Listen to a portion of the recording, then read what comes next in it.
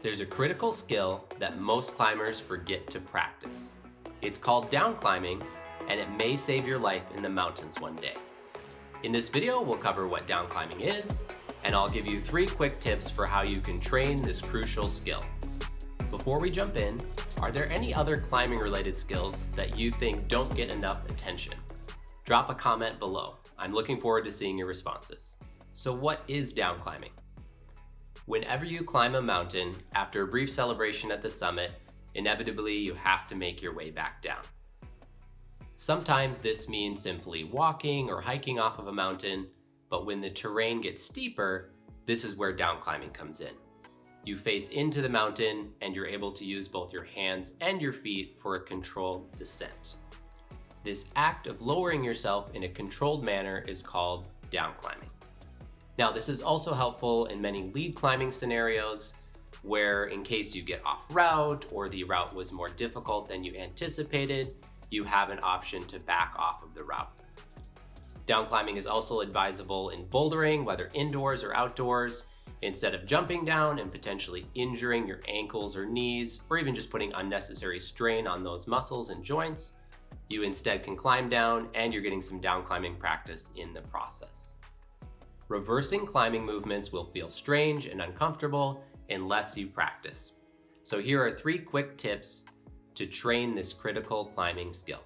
Tip number 1, use an auto belay lane at the gym. There's no sense in boring your belay partner while you practice down climbing.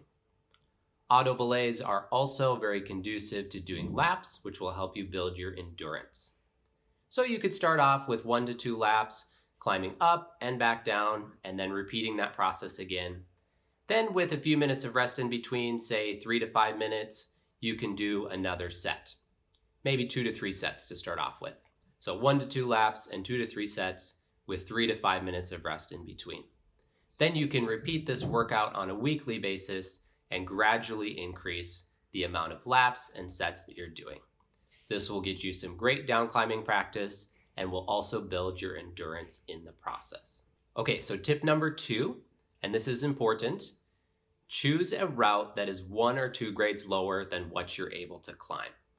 The idea is to mainly get practice, reversing climbing movements, get your muscles and mind used to this skill.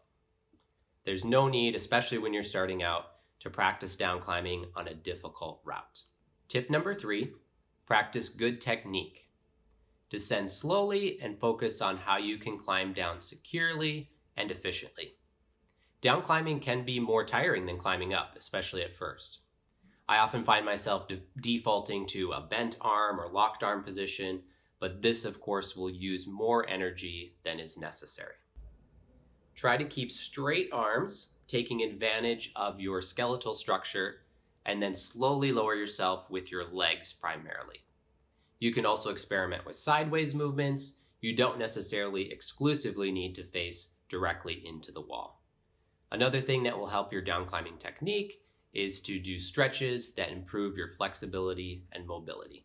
Geek Climber has a great video showing step-by-step down climbing technique. I'll link that in the description in case you want to check it out.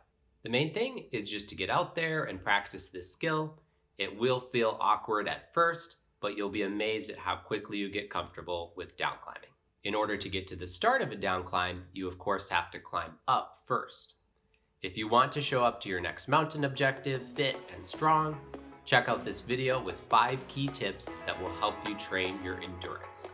If you found this video valuable, please consider subscribing. My name is August, and I'll see you in the next video.